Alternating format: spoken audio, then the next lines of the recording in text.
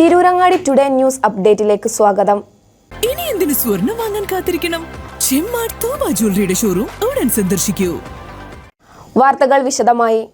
തിരൂരങ്ങാടി നഗരസഭയിൽ vice chairman പദവി വേണമെന്ന ആവശ്യവുമായി കോൺഗ്രസ്.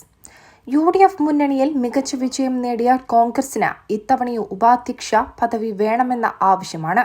ഈ ആവശ്യമുന്നയിച്ച് കോൺഗ്രസ് ലീഗ് കമ്മിറ്റിക്ക് കത്ത് നൽകി. 40 അംഗ ഭരണസമിതിയിൽ UDFന് 34 അംഗങ്ങളാണുള്ളത്. ലീഗിന് 24 അംഗങ്ങളും കോൺഗ്രസിന് 9 സീറ്റുമാണുള്ളത്.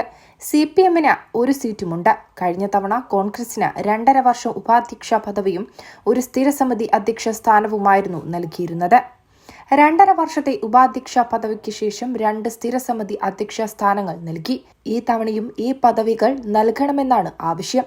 നഗരസഭാ ഉപാധ്യക്ഷൻ സ്ഥാനത്തേക്ക് കോൺഗ്രസ് പാർലമെന്ററി പാർട്ടി നേതാവായ VV അബുവിനെയാണ് പരിഗണിക്കുന്നത്. കഴിഞ്ഞ തവണയുള്ള പദവികൾ അതേപടി ഇത്തവണയും നൽകണമെന്നാവശ്യപ്പെട്ട് ലീഗിന് കത്തു നൽകിയതായി ബ്ലോക്ക് കോൺഗ്രസ് പ്രസിഡന്റ് മോഹനൻ വെന്നിയൂർ പറഞ്ഞു. അതേസമയം കത്തു ലഭിച്ചിട്ടില്ലെന്നാണ് ലീഗ് നേതൃത്വം പറയുന്നത്.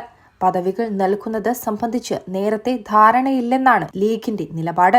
പദവികൾ സംബന്ധിച്ച് ചർച്ച നടത്തുമെന്നും മുൻപ് തീരുമാനങ്ങൾ ഇല്ലെന്നുമാണ് ലീഗ് നേതൃത്വം പറയുന്നത്. തിരൂരങ്ങാടി പഞ്ചായത്ത് 2015 നഗരസഭയായി ഉയർത്തുന്നത്.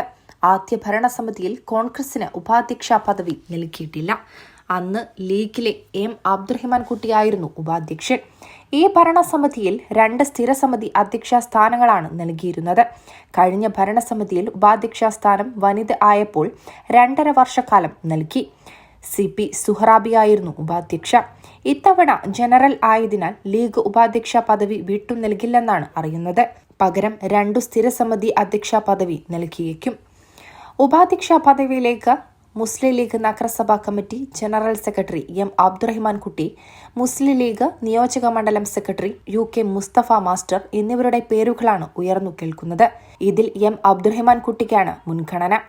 മുൻപ് panchayat vice president, vice chairman പദവികൾ അബ്ദുറഹിമാൻ കുട്ടി വഹിച്ചിട്ടുണ്ട്. News desk, Tirurangadi today. അങ്ങ് ദൂരെ മലേഷ്യയിൽ പോയി കുറച്ച് കാഴ്ചകളൊക്കെ കണ്ടുവന്നാലോ?